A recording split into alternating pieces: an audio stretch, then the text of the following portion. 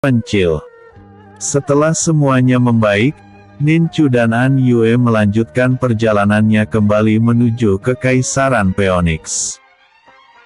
Mereka berdua terlihat mesra yang membuat Tensi merasa risih berada bersama mereka. Ninchu tak sungkan memeluk An Yue dari belakang saat berada di atas punggung Tensi, yang membuat An Yue merasa jika dirinya merupakan wanita paling berbahagia di dunia ini. Dengan perlakuan Ninchu yang benar-benar telah membuatnya melambung tinggi. Setelah perjalanan jauh yang mereka tempuh, pada akhirnya mereka menemukan sebuah desa yang cukup banyak terlihat rumah-rumah penduduk yang tersusun rapi di sana.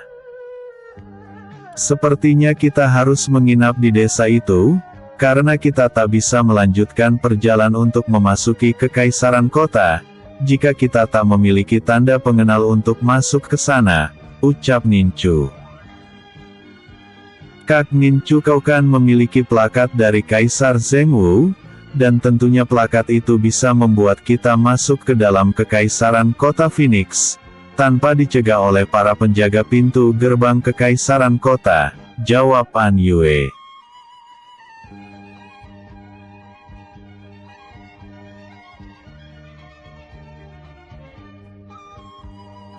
Aku tak ingin keberadaan kita yang mempunyai plakat dari Kekaisaran Cahaya Naga diketahui oleh orang lain, apalagi para prajurit penjaga pintu gerbang, karena Kekaisaran Phoenix merupakan kekaisaran besar yang tak bisa sembarangan orang luar dapat memasukinya dengan mudah. Pemeriksaan begitu sangat ketat yang menyulitkan orang-orang yang tak mempunyai tanda pengenal untuk masuk ke dalam sana. Jika kita memakai plakat dari Kekaisaran Cahaya Naga, ditakutkan akan membuat para prajurit bertanya-tanya mengapa pemilik plakat dari Kekaisaran Phoenix tak langsung menuju ke istana sebagai tamu istana, karena mereka tahu yang memiliki plakat merupakan anggota keluarga Kekaisaran Cahaya Naga. Dan aku tak menginginkan permasalahan baru akan terjadi karena para penjaga mencurigai keberadaan kita, mengingat hubungan Kekaisaran Phoenix dan Kekaisaran Cahaya Naga kurang begitu harmonis setelah putra mahkota Cahaya Naga diketahui telah bersekutu dengan para iblis yang berada di Menara Terang. Jika kita tak bisa memasuki Kekaisaran Kota dengan mengikuti rombongan penduduk yang ingin masuk ke dalam sana, maka terpaksa kita harus menggunakan lencana emas pemilik Serikat Dagang, agar kita bisa memasuki Kekaisaran Kota. Walaupun aku tak menginginkan jika nantinya aku akan menjadi terkenal sebagai pemilik Serikat Dagang di Kekaisaran Kota setelah para penjaga pintu gerbang melihat lencana emas itu, ucap Ninchu. Kak Ninchu, mengapa Menara Terang tak sekalian dihabisi oleh Kekaisaran Phoenix, sehingga tak meresahkan semua penduduk yang berada di Kekaisaran Phoenix? Tanya An Yue. Saat ini keberadaan Menara Terang masih misterius, dan keberadaan Raja Iblis yang menjelma ke dalam tubuh Ming Lai pun sampai saat ini tak diketahui keberadaannya. Menurut penuturan Kaisar Zheng Hong yang sedikit mengetahui mengenai para iblis di Kekaisaran Phoenix, sewaktu kami berbincang-bincang sedikit di puncak Gunung Wongku, Menara Terang memiliki kekuatan besar di dalam Kekaisaran Kota, salah satunya memiliki koneksi kuat dengan beberapa petinggi istana. Selain itu hubungan Raja Iblis dengan Kekaisaran Binatang Buas juga terjalin baik, karena putra mahkota Kekaisaran Binatang Buas telah mengangkat saudara dengan Raja Iblis. Saat ini Menara Terang memiliki 10 menara penyembahan yang berada di Kekaisaran Kota Phoenix, yang mempunyai kekuatan besar para iblis di setiap menara yang ada. Dan keberadaan menara itu pun terselubung hingga sangat sulit diketahui oleh keberadaannya oleh Kaisar Phoenix. Sekarang ini Kekaisaran Kota benar-benar telah membuat persiapan khusus untuk mengantisipasi pemberontakan para iblis, yang saat ini telah mempengaruhi para penduduk Kekaisaran Phoenix untuk bergabung dalam kelompoknya. Selain itu para kultivator kuat di seluruh negeri juga telah bergabung dengan kelompok iblis, karena janji-janji para iblis membuat mereka semua tergiur sehingga mereka semua mengajukan diri untuk bergabung di dalam kelompok iblis. Saat ini kekuatan mereka semakin bertambah besar, dengan bergabungnya para kultivator kuat itu, dan Kaisar Phoenix saat ini tengah berbenah diri dalam mempersiapkan perang besar menghadapi para iblis, ucap Nincu. Bagaimana bisa putra mahkota Kekaisaran Cahaya Naga dapat menemui Raja Iblis, hingga terjadi persekutuan di antara mereka? Tanya An Yue kembali. Sebenarnya yang menemui putra mahkota bukanlah Raja Iblis melainkan orang-orang yang terdekat dengan Raja Iblis. Merekalah yang bertugas untuk dapat menjalankan siasat dengan cara persekutuan yang terjadi, agar di masa depan ras iblis dapat menguasai kekaisaran terbesar kedua itu, dalam menggulingkan kekaisaran Phoenix, jawab Nincu. An Yue kini telah mengerti dengan semua penjelasan dari Nincu, tentang keberadaan para iblis di kekaisaran Phoenix. Tensi telah merubah dirinya menjadi seorang wanita muda saat memasuki desa, sehingga terlihat jika Nincu datang ke desa itu dengan dua wanita cantik di sisinya. Paman, desa apakah ini? Tanya Nincu setelah melihat ada seorang laki-laki tua yang berdiri di pinggir jalan. Laki-laki tua itu sesaat mengamati Nincu dan kedua wanitanya, kemudian dia pun berkata, "Desa ini adalah desa rumpun bambu, anak bertiga memangnya mau kemana?" tanya Pak tua yang dikenal bernama Yohan. "Kami ingin mencari penginapan di desa ini paman. Kebetulan hari sebentar lagi akan malam dan untuk pergi ke kota kekaisaran harus melewati hutan lebat, dan tentunya akan sangat berbahaya jika kami bertiga bertemu dengan binatang roh di sana," jawab Nincu dengan senyum di bibirnya. "Desa ini sangat terpencil dan tak memiliki penginapan yang disewakan dan lebih baik kalian bertiga segera pergi dari desa ini," ucap Paman Yohan sambil melirik kiri dan kanannya. Nincu yang sangat mencurigai gerak-gerik Paman Yohan, segera bertanya, "Sebenarnya apa yang telah terjadi di desa ini paman, sehingga paman terlihat begitu gelisah?" tanya Nincu. "Ada baiknya kalian bertiga segera pergi meninggalkan desa ini, karena sangat berbahaya jika kalian bertiga berlama-lama di desa ini," jawab Paman Yohan. "Maksud paman?" tanya Nincu yang mencoba mengorek sedikit keterangan mengenai desa yang ditempatinya berada saat ini. "Kalian bertiga tak usah banyak tanya. Semua ini demi keselamatan kalian bertiga karena desa ini lebih berbahaya dari binatang roh yang sangat kalian takuti di dalam hutan yang menuju ke kota kekaisaran," jawab Paman Yohan. Tiba-tiba kereta kuda berjalan di dekat mereka. Terlihat Paman Yohan begitu sangat takut melihat orang yang berada di dalam kereta kuda. "Ranah dewa tak terbatas. Mengapa ada kultivator kuat di desa terpencil seperti ini?" batin Nincu. Nincu lalu menyuruh An Yue dan Tensi untuk menyembunyikan ranah tingkat kekuatan yang dimilikinya, karena Nincu begitu sangat penasaran dengan desa yang ditempatinya berada. "Ternyata ada tamu di desa ini. Yohan, mengapa kau tak mengabarkan kepadaku jika ada tamu yang datang ke desa ini?" ucap laki-laki tambun yang turun dari kereta kuda dengan ditemani dua orang wanita cantik yang bersamanya. Kepala desa. Ketiga tamu ini baru saja sampai di desa rumpun bambu. Mereka bertujuan ingin ke kota kekaisaran tapi mereka tak melanjutkan perjalanan ke sana karena takut banyaknya binatang roh yang berkeliaran di malam hari. Sehingga mencari desa terdekat untuk dapatku menemukan sebuah rumah penginapan, jawab Paman Yohan. Bersambung. Episode sebelumnya, ketegasan Ninchu. Episode berikutnya, siluman.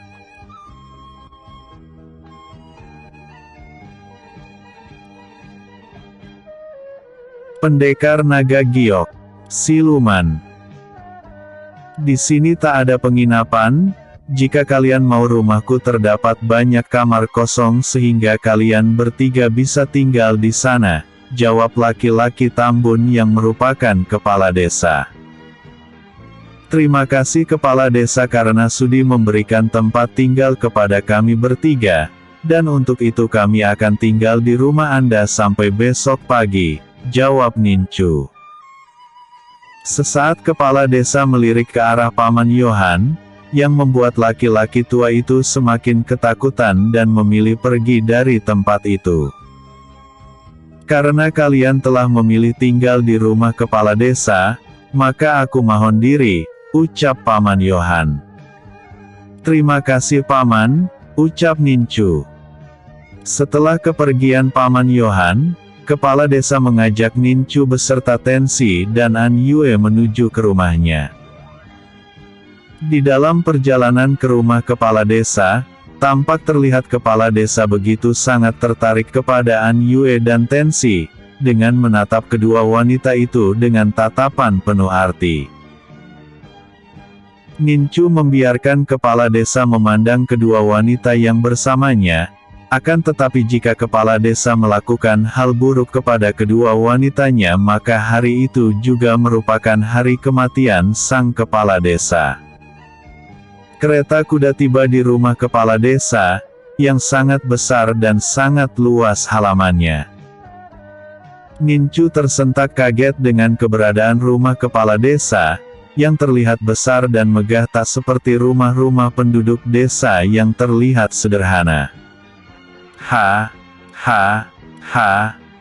Inilah rumahku, kalian bisa menginap malam ini di sini, ucap kepala desa sambil mempersilahkan Ninchu masuk ke dalam rumahnya. Terima kasih kepala desa, ucap Ninchu dengan senyuman di wajahnya. Ninchu masuk ke dalam rumah megah kepala desa, dan dia dapat merasakan aura yang sangat kuat dan sangat mencekam di dalam rumah itu. Kalian tunggulah di sini karena aku akan menjamu kalian dengan para pelayan yang berada di rumah ini, ucap kepala desa kemudian pergi meninggalkan tempat itu. Selepas kepergian kepala desa, Tensi berkata dengan berbisik-bisik kepada An Yue dan Ninchu. Tuan muda pasti tahu jika di dalam rumah ini keganjilan dan sangat aneh. Dan kurasa penghuni rumah besar ini merupakan siluman yang telah menguasai desa ini. Coba Tuan muda lihat ekspresi Paman Yohan yang begitu sangat ketakutan saat melihat kepala desa datang kepada kita saat itu, ucap Tensi. Aku juga sedari tadi telah merasakan jika tempat ini telah terselimutkan aura gelap, dan jika memang kepala desa itu merupakan siluman maka selayaknya dia dimusnahkan, timpal An Yue. Kalian telah mengetahui keberadaan kepala desa yang sesungguhnya, sedari itu makanlah pil teratai nirwana ini agar dapat menghilangkan racun dan segala macam ilusi, dari makanan dan minuman yang tentunya akan dibawa kepala desa kepada kita. Jawab Ninchu sambil menyodorkan 2 pil kemasan ke arah kedua wanita yang bersamanya. Mereka berdua lantas menerima pil itu dan menelannya. Tak lama kemudian kepala desa datang bersama para wanita cantik yang membawa makanan serta minuman. Maaf telah menunggu lama, ucap kepala desa dan langsung duduk di hadapan Ninchu bersama 2 teman wanitanya. Para wanita-wanita pelayan yang ada di rumah kepala desa, segera menyajikan makanan dan minuman di atas meja. Silahkan kalian mencicipi makanan ini, kurasa kalian sudah sangat lapar karena perjalanan jauh, ucap kepala desa. Tanpa ragu mereka bertiga pun memakan makanan yang disajikan, karena memang saat itu mereka bertiga sudah sangat lapar. An Yue dan Tensi merasakan gejolak hebat di dalam tubuhnya, karena pil pemberian dari Nincu telah membuat seluruh hal buruk yang berada di dalam makanan itu menjadi netral. Tiba-tiba kepala desa berkata, "Siapakah kedua wanita ini bagi Anda?" tanya sang kepala desa. "Kedua wanita yang bersamaku merupakan teman seperjalanan yang sama-sama ingin pergi ke kota Kekaisaran Phoenix. Kami bertiga dari Kekaisaran Cahaya Naga. Aku bernama Nincu dan mereka berdua bernama Tensi dan An Yue," jawab Nincu dengan menyebutkan kedua teman wanitanya. "Oh, begitu.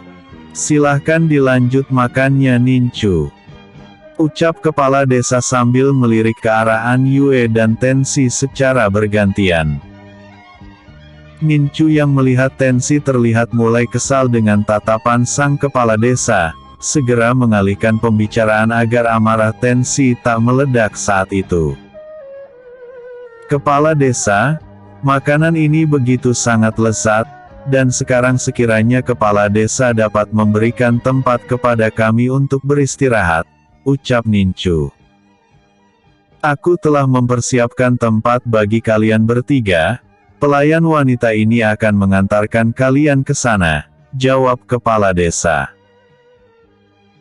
Nincu segera mengikuti pelayan sang kepala desa menuju ke tempat peristirahatan mereka bertiga, dan pada akhirnya pelayan itu menunjukkan satu kamar buat Nincu, dan satu kamar buat An Yue dan Tensi, akan tetapi jarak kedua kamar itu cukup berjauhan. Nincu tersenyum saat memasuki kamarnya. "Kesalah besar jika kau menginginkan kedua wanita itu untuk melayanimu malam ini kepala desa, karena kedua wanita itu walaupun terlihat polos tapi sangat mematikan, kau akan mengalami hal buruk yang tak pernah kau rasakan dalam hidupmu, akan amukan kedua wanita yang bersamaku," batin Nincu kemudian merebahkan diri di atas pembaringan sambil tertawa kecil.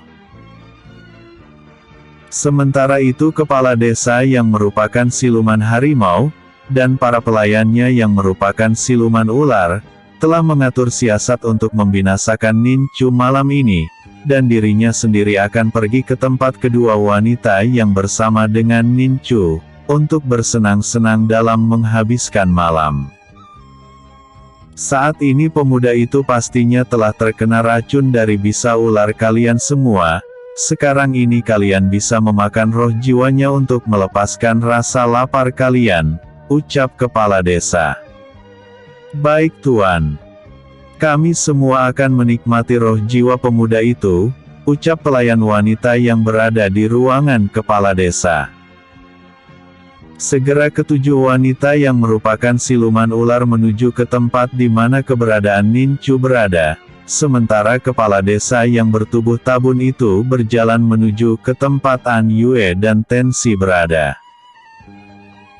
Ketujuh wanita pelayan dengan sedikit mendobrak pintu, akhirnya dapat masuk ke dalam kamar Nincu, dan betapa terkejutnya mereka semua saat melihat jika pemuda itu masih sadar dan kini tengah duduk di pinggir pembaringan. Tatapan dingin Nincu kini tertuju kepada ketujuh wanita yang telah menerobos kamarnya, yang membuat ketujuh wanita itu berperilaku manja dan sedikit menggoda Nincu. "Tuan muda, kami semua disuruh kepala desa untuk melayani Tuan muda di malam yang dingin ini," ucap salah seorang pelayan dengan senyum yang merekah di bibirnya. Nincu merasakan jika ketujuh wanita yang berada di dalam kamarnya itu telah melakukan teknik pesona, agar dirinya dapat terlena dan dikuasai oleh mereka. Hanya teknik ilusi seperti ini, tak akan sanggup untuk melumpuhkanku karena keberadaan bunga teratai nirwana yang sangat kuat di dalam tubuhku, batin Nincu. Nincu segera berdiri kemudian berkata, "Sudah cukup sandiwara kalian semua, karena aku telah mengetahui jika kalian semua merupakan siluman yang telah menguasai desa ini," hardik Nincu dengan mengeluarkan pedang penguasa malam dari dalam tubuhnya. Bersambung. Episode sebelumnya, Desa Terpencil. Episode berikutnya, binasanya para siluman. Pedang yang memancarkan aura di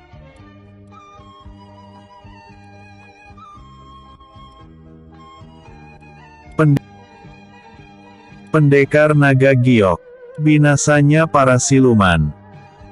Melihat pedang yang memancarkan aura dingin menusuk tulang di dalam genggaman anak muda yang ada di hadapannya, membuat ketujuh wanita pelayan segera merubah dirinya menjadi 7 wanita dengan ekor ular berwarna hitam. Berubahnya ketujuh wanita pelayan menjadi 7 ular siluman, membuat kamar yang ditempati Nincu pun berubah menjadi sebuah gua yang sangat dingin, dengan tetesan-tetesan air yang berjatuhan di langit-langit goa. Merupakan hal buruk bagi kalian semua karena bertemu denganku, karena aku tak menginginkan jika siluman seperti kalian memperdaya manusia, dengan menjadikan mereka sebagai budak dan makanan bagi kalian semua. Untuk itu kalian semua akan kubinasakan agar desa ini menjadi damai seperti dulu, ucap Nincu. Setelah berkata seperti itu, Nincu segera menancapkan pedangnya ke tanah sehingga terciptalah sebuah segel yang menyelubungi seluruh tempat itu, yang membuat para siluman ular menjadi geram karena mereka tak akan bisa keluar dari tempat itu. Anak muda, kau sungguh percaya diri dengan menutup tempat ini menggunakan segel? Itu merupakan hal bodoh yang telah kau lakukan. Ingat, kau belum mencoba kekuatan yang kami miliki, maka hari ini aku akan membinasakanmu, ucap pemimpin siluman ular. Ketujuh ular beracun raksasa seketika itu menyerang ke arah Nincu dengan ganas. Serangan itu begitu sangat mematikan karena adanya racun berwarna hijau yang selalu disemburkan dari mulut sang ular. Nincu hanya tersenyum, kemudian lenyap dari pandangan mata sang ular beracun. Tubuh Nincu seketika itu mengeluarkan kobaran api putih yang merupakan inti api surgawi, yang saat ini tengah menyelimuti tubuh Nincu sehingga racun dari siluman ular tak bisa sedikitpun menyentuh kulitnya. Racun-racun itu akan segera lenyap terbakar oleh api inti surgawi, saat racun-racun itu berada dekat dengan tubuh Nincu. Dengan kecepatan langkah bayangan, Nincu mengarahkan pedang penguasa malam ke arah ketujuh siluman ular beracun yang berada di tempat itu. Ketajaman pedang penguasa malam berhasil memotong-motong tubuh ketujuh ular siluman, akan tetapi potongan-potongan ular tersebut malah membentuk tubuh baru, hingga menjadikannya berkali-kali lipat banyaknya, yang membuat Nincu mundur beberapa langkah ke belakang. Kini terdengar tawa dari siluman ular saat melihat pemuda yang ada di hadapan mereka, tak mampu untuk membunuh mereka semua, sehingga salah seekor ular siluman yang merupakan pemimpin siluman ular, maju ke hadapan Nincu sambil berkata, "Tak akan ada yang bisa membinasakan kami di sini, karena tempat yang kau pijak adalah rumah kami, dan kami akan membunuhmu dengan menikmati roh jiwa yang ada di tubuhmu itu," ucap ular siluman tersebut. Nincu hanya tersenyum mendengar perkataan siluman ular, dia pun lalu menyimpan kembali pedang penguasa malam ke dalam tubuhnya, kemudian mengeluarkan inti api neraka yang kini berada di kedua telapak tangan Nincu. "Aku ingin melihat apakah kalian semua akan dapat membelah diri lagi, setelah inti api neraka ini membakar tubuh kalian semua," jawab Nincu kemudian mengarahkan inti api neraka ke tubuh pemimpin para siluman ular. Inti api neraka langsung tertuju kepada pemimpin siluman ular yang berbicara dengannya, hingga kobaran api hitam langsung menyelimuti tubuh pemimpin siluman ular itu. Terdengar teriakan melengking dan menyayat hati saat api inti neraka membakar tubuh pemimpin siluman ular, sehingga membuat siluman ular itu bergulingan di tanah dan menjerit-jerit tak karuan. Beberapa ular siluman yang ada segera datang menolong pemimpinnya, akan tetapi hal buruk pun terjadi kepada siluman-siluman ular yang mencoba menolong pemimpinnya. Mereka semua ikut terbakar karena terkena kobaran api hitam yang berada di tubuh pemimpinnya. Nincu terus menyerang ular siluman yang tersisa dengan inti api neraka, sehingga semua ular yang berada di dalam goa kini terbakar api hitam yang tak bisa padam. Semua siluman ular yang ada menjerit-jerit kesakitan dan memohon agar dibebaskan dari api hitam yang membakar tubuh mereka semua. Nincu tak memperdulikan hal itu. Dia membiarkan inti api neraka terus membakar tubuh siluman ular, hingga para siluman ular yang terbakar oleh inti api neraka hangus menjadi debu. Puluhan inti siluman ular berserakan di tanah, yang memancarkan cahaya putih susu. Dengan cepat Nincu mengibaskan tangannya sehingga seluruh inti siluman ular masuk ke dalam cincin penyimpanannya. Nincu meninggalkan tempat itu dengan membuka segel yang menyelubungi keberadaan para ular siluman sebelumnya, dan langsung menuju ke arah tempat keberadaan An Yue dan Tensi. Setibanya di tempat An Yue dan Tensi berada, Nincu dikejutkan dengan babak belurnya siluman harimau di hadapan Tensi yang telah merubah wujudnya menjadi seekor rubah putih ekor 3. Dan sebuah tembakan bola energi yang keluar dari mulut Tensi, mengakhiri perlawanan dari siluman harimau yang telah menjelma menjadi sosok kepala desa. Tensi merubah dirinya kembali menjadi seorang wanita cantik, dan memungut inti siluman harimau yang tergeletak di tanah. Tuan muda, walaupun inti harimau ini tak berguna bagi kultivasimu, akan tetapi inti siluman harimau sangat berharga dan harganya pun sangat tinggi di antara para kultivator yang membutuhkannya, ucap Tensi sambil menyodorkan inti siluman harimau kepada Nincu.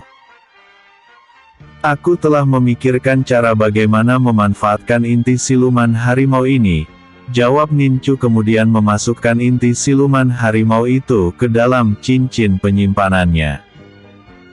Sepertinya kita harus memulihkan diri terlebih dahulu, karena telah banyak energi tubuh yang keluar saat pertarungan terjadi.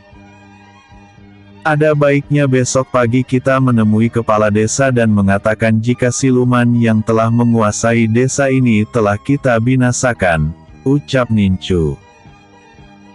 Di pagi hari, matahari mulai muncul dari ufuk timur, dan sayup-sayup Nincu mendengar banyak suara-suara penduduk desa yang telah berada di sekitarnya. Nincu membuka matanya perlahan, tampak olehnya penduduk desa yang telah ramai di sekitar tempat itu.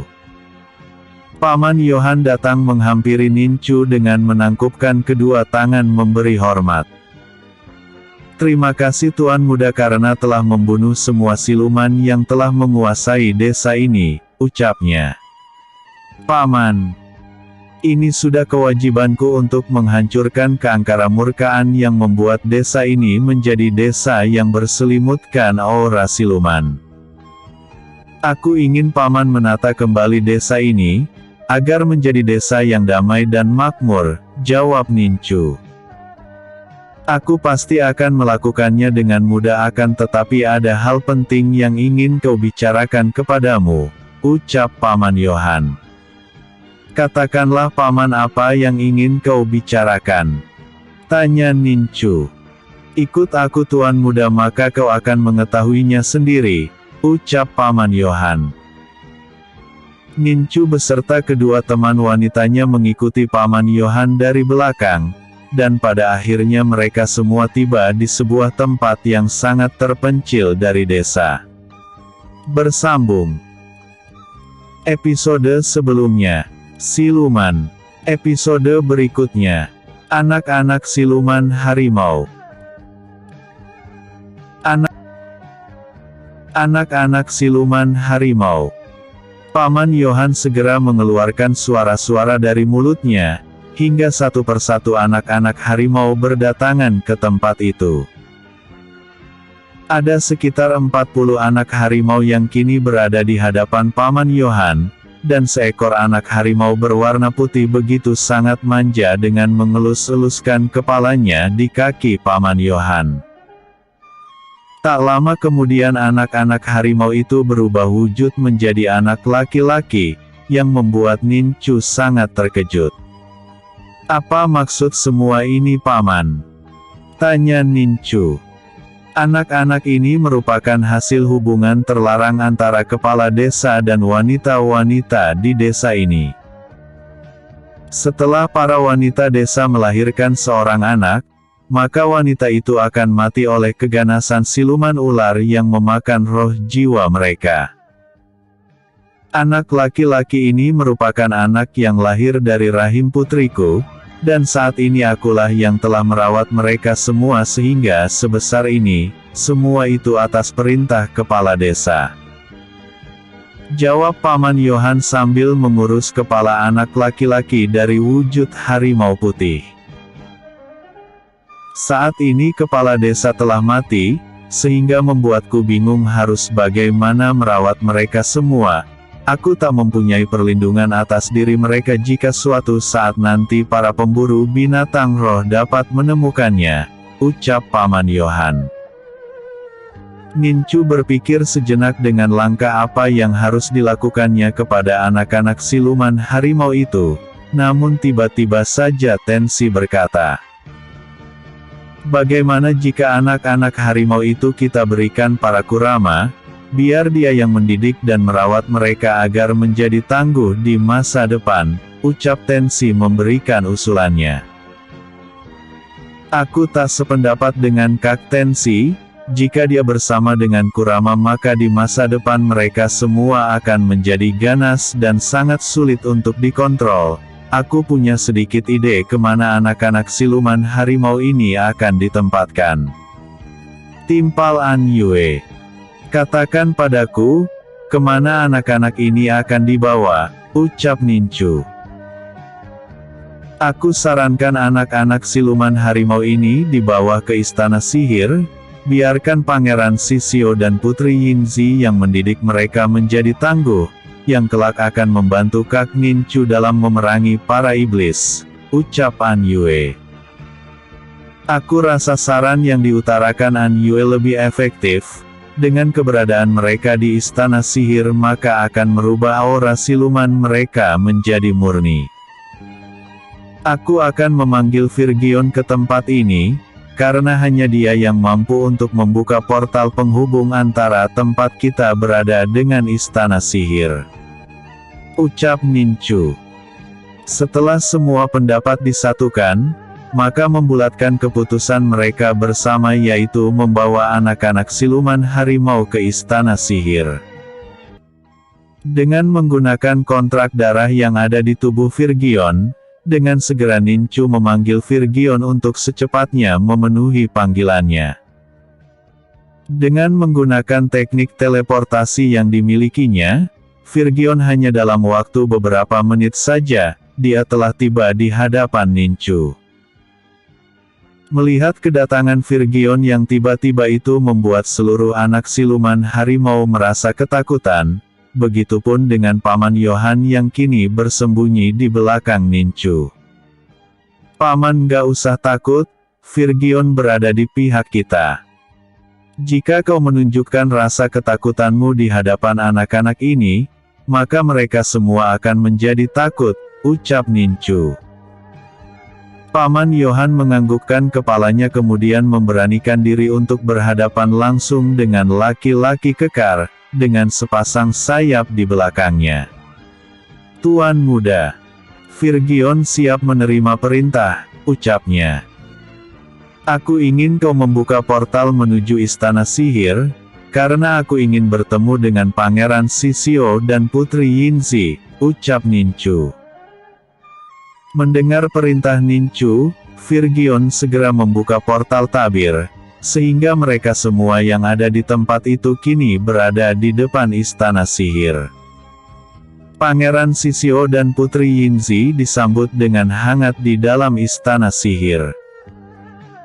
"Silahkan Tuan Muda, Anda berhak duduk di atas kursi kekaisaran itu," ucap Pangeran Sisio sampai menunjuk sebuah kursi emas yang berdiri di tengah-tengah ruangan itu. Pangeran Sisio, "Walaupun aku merupakan tuan mudamu, tapi aku adalah tamu di sini sehingga hanya kau yang dapat duduk di singgasana itu," jawab Nincu. "Tapi Tuan Muda, ini perintah dan kau harus melakukannya," ucap Nincu. Pangeran Sisio walaupun berat hati akhirnya mengikuti perintah Nincu untuk duduk di singgasananya. Paman Yohan yang ikut dalam perjalanan itu begitu sangat heran, karena melihat Nincu begitu sangat disegani perintahnya oleh Pangeran Sisio yang memiliki istana besar seperti yang ditempatinya sekarang ini. Pangeran Sisio, "Aku sengaja membawa anak-anak kecil ini ke istana sihir, agar kau merawat dan melatih mereka menjadi tangguh," ucap Nincu. "Aku pasti akan merawat mereka dan membuat mereka sangat tangguh, sesuai dengan keinginan Anda Tuan Muda," jawab Pangeran Sisio. Setelah berbincang-bincang sesaat di ruangan besar istana, pada akhirnya Nincu mohon pamit agar segera pergi meninggalkan istana sihir. Virgion membuka kembali portal tabir sehingga mereka kembali ke desa yang baru saja mereka tinggalkan. Virgion pamit kepada Nincu untuk kembali ke wilayah Kekaisaran Mutiara Hidup, guna melanjutkan tugas dari Nincu membangun pusat serikat dagang yang memiliki para kultivator tangguh di dalamnya, agar kelak dapat membantu dalam pertempuran melawan para iblis. "Pergilah. Titip salamku kepadamu para sahabatku yang berada di sana," ucap Nincu. "Baik Tuan Muda," ucap Virgion sambil menangkupkan kedua tangannya memberi hormat kepada Nincu. Dalam sekali kedipan mata Virgion pun menghilang dari tempat itu. Di rumah kediaman Paman Yohan yang sederhana, Nincu memberikan banyak koin emas dan beberapa benda berharga dari istana sihir kepada Paman Yohan, guna membangun kembali desa yang telah dirusak oleh para siluman. Paman Yohan begitu sangat senang dan bersukacita menerima hadiah pemberian dari Nincu. "Paman, aku ingin pergi ke kota kekaisaran, dapatkah Paman membantuku untuk dapat masuk ke dalam kota?" tanya Nincu. "Tuan Muda, kami memiliki banyak lencana pengenal yang ada di desa ini, dari para warga desa yang telah mati akibat keganasan para siluman yang menguasai desa ini sebelumnya. Dengan menggunakan lencana pengenal itu Tuan Muda bisa masuk ke dalam kota kekaisaran, akan tetapi saat ini penjagaan di gerbang kota kekaisaran sangat ketat. Jika kita ingin masuk ke dalam kota kekaisaran maka untuk melewati gerbang kita harus mempunyai beberapa inti binatang roh untuk dijual di kota. Karena desa kami tercatat sebagai penjual inti binatang roh di kota kekaisaran. Ini adalah inti siluman yang menguasai desa ini sebelumnya. Apakah ini bisa kita bawa menuju ke dalam kota kekaisaran, sehingga kami bisa masuk ke sana?" tanya Nincu. Inti siluman merupakan benda yang sangat dicari di kekaisaran kota. Dengan inti siluman ini Tuan Muda dapat dengan mudah melewati gerbang kota, jawab Paman Yohan. Bersambung. Episode sebelumnya, binasanya para siluman. Episode berikutnya, masuk ke kota kekaisaran. Pendekar Naga Giok masuk ke kota kekaisaran. Pagi hari di wilayah kekaisaran kota, di menara terang Minglai yang merupakan titisan Raja Iblis tampak geram, akibat matinya salah satu jenderalnya yang berada di kekaisaran Cahaya Naga. Tampak 10 ketua menara penyembahan bersujud, dan 4 jenderal iblis berlutut satu kaki sambil menangkupkan kedua tangan memberi hormat, kini berada di hadapan sang Raja Iblis. Jelaskan kepadaku bagaimana bisa salah satu jenderalku mati di sana. Tanya Raja Iblis meminta penjelasan dari seluruh bawahannya yang berada di dalam ruangan itu. Jenderal Yixi yang merupakan jenderal terkuat yang dimiliki Raja Iblis, segera menengadahkan wajahnya dan menatap tajam ke arah Raja Iblis. Yang mulia, aku mendengar jika ada seorang pemuda yang memiliki kemampuan kuat yang telah membunuhnya. Dia memiliki 2 binatang roh kuno yang tingkat kekuatannya setara dengan 4 jenderal iblis. Pemuda itu memiliki pedang berwarna hitam yang sangat kuat, yang mengeluarkan aura naga hitam saat digunakan, jawab Jenderal Iblis Yixi. Raja Iblis Minglai terdiam sesaat, kemudian berdiri dari singgasananya. Anak keturunan Kaisar Langit kini telah menunjukkan dirinya. Pedang hitam itu telah banyak membunuh para iblis di masa lalu, dan sudah saatnya aku harus bertindak dengan membunuhnya, agar tak ada halangan bagiku untuk menguasai dunia ini, batin Raja Iblis.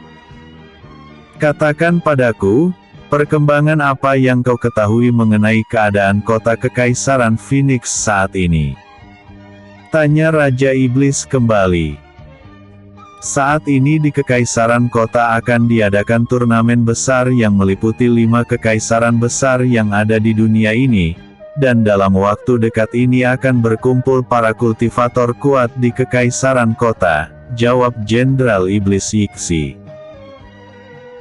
Aku ingin mengetahui kendala besar apa yang akan kita hadapi jika kita mengikuti turnamen besar itu, karena aku menginginkan kemenangan ada di pihak ras iblis, untuk memperlihatkan kepada dunia betapa besar kekuatan yang kita miliki saat ini, ucap Raja Iblis. Untuk mengikuti turnamen besar itu, aku akan menempatkan petarung kuat yang dimiliki ras iblis lewat Kekaisaran Binatang Buas. Kendala kita saat ini merupakan hal besar yang harus kita perhitungkan. Aku mendengar jika saat ini Jenderal Jatayu dan Jenderal Gonglang serta penasehat Biao telah kembali dari pertapaannya, dan sekarang telah berada di Istana Phoenix, jawab Jenderal Yixi. Raja Iblis menengadahkan kepalanya ke atas, dia sangat tahu betul petinggi Istana Phoenix yang disebutkan namanya oleh Jenderal Yixi.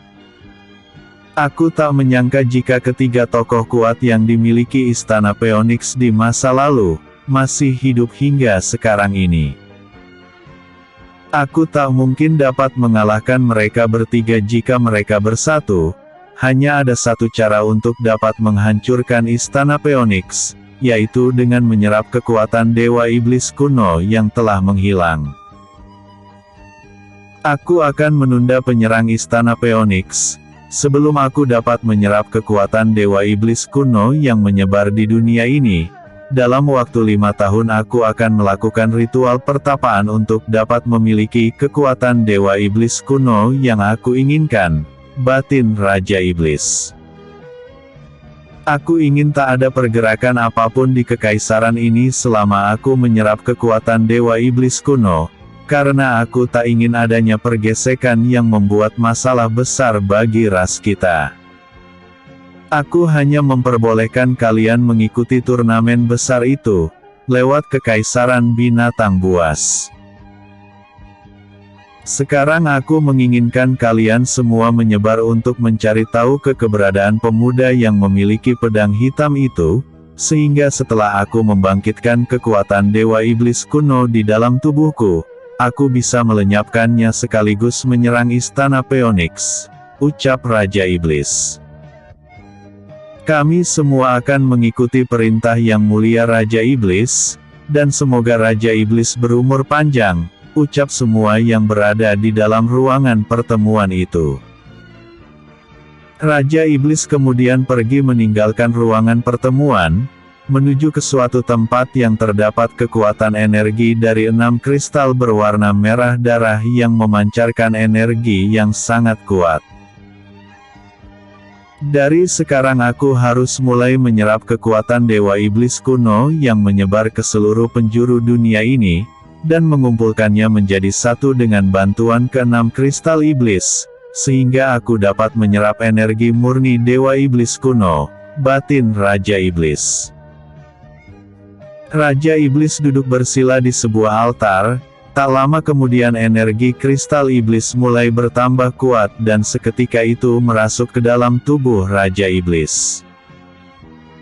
Sementara itu di tempat lain, Ninchu, An Yue dan Tensi tengah melakukan penyamaran, dan saat ini tengah bersama beberapa orang penduduk desa melakukan perjalanan menuju kota kekaisaran. Sepanjang perjalanan, Paman Yohan begitu sangat heran dengan keadaan yang ada, karena rombongan mereka sama sekali tak menjumpai satupun binatang hutan apalagi binatang roh. Keanehan itu segera sirna saat rombongan mereka telah tiba di gerbang kota, dan melihat banyak sekali orang-orang yang ingin masuk ke dalam kota kekaisaran. Sepertinya turnamen besar antar kekaisaran akan segera dilaksanakan di kota kekaisaran Phoenix, karena terlihat banyaknya bendera dari setiap kekaisaran yang masuk ke dalam kota kekaisaran, ucap Paman Yohan. Kau benar Paman, sepertinya memang akan terjadi turnamen besar di kota kekaisaran Phoenix, jawab Ninchu. Kereta kuda yang ditempati oleh Ninchu dicegat oleh penjaga gerbang kota. Tunjukkan tanda pengenal kalian, ucap salah seorang prajurit penjaga gerbang. Paman Yohan segera memberikan lencana pengenal dari semua orang-orang yang berada di dalam kereta, kepada prajurit penjaga gerbang. Sesaat prajurit penjaga gerbang mengamati lencana tersebut, kemudian dia pun berkata, "Apa tujuan kalian masuk ke dalam kota kekaisaran?" tanya prajurit penjaga. "Kami akan menjual inti siluman," jawab Ninchu sambil menunjukkan inti siluman yang berada di sebuah wadah. Sesaat prajurit penjaga gerbang memperhatikan inti siluman itu, lantas dia pun berkata, "Pergilah," ucap prajurit penjaga gerbang, menyuruh Ninchu dan rombongannya masuk ke dalam kota kekaisaran. Setelah masuk ke dalam kota kekaisaran, Ninchu lantas memisahkan diri dari rombongan Paman Yohan. "Paman Yohan, kebersamaan kita mungkin sampai di sini. Aku akan pergi bersama An Yue dan Tensi untuk mencari sebuah penginapan," ucap Ninchu. "Baiklah Tuan Muda. Berhati-hatilah di kota ini, dan selamat jalan," jawab Paman Yohan. Mereka semua akhirnya berpisah. Ninchu mengajak An Yue dan Tensi untuk mencari rumah makan di tengah kota, yang padat dengan penduduk kota di hari itu. Tak ada satupun meja di rumah makan itu yang terlihat kosong, batin Ninchu. Tiba-tiba seorang anak muda menghampiri Ninchu dan berkata, "Tuan Muda, masih ada beberapa meja yang kosong di lantai 2, jika Tuan Muda mau, saya akan mempersiapkan meja untuk Tuan Muda," ucap anak muda itu. "Jika masih ada meja yang kosong, kami akan makan di sana," jawab Ninchu. Setelah mendapatkan meja yang kosong, akhirnya Ninchu dan kedua teman wanitanya pergi ke lantai 2 rumah makan itu. Di lantai 2 memang masih terlihat beberapa meja yang kosong, sehingga Ninchu mempertanyakan hal itu kepada pelayan rumah makan tentang hal itu. Harga makanan di lantai 2 tak seperti di lantai dasar. Jika makan di lantai dasar seharga 10 koin emas, maka di lantai 2 bisa 100 koin emas, ucap pelayan rumah makan sambil menaruh pesanan di atas meja. Jika perbedaannya 10 kali lipat, Tak mungkin aku mau makan di lantai 2 ini, batin Nincu. Bersambung. Episode sebelumnya. Anak-anak siluman harimau. Episode berikutnya. Hadiah dari sang ibu.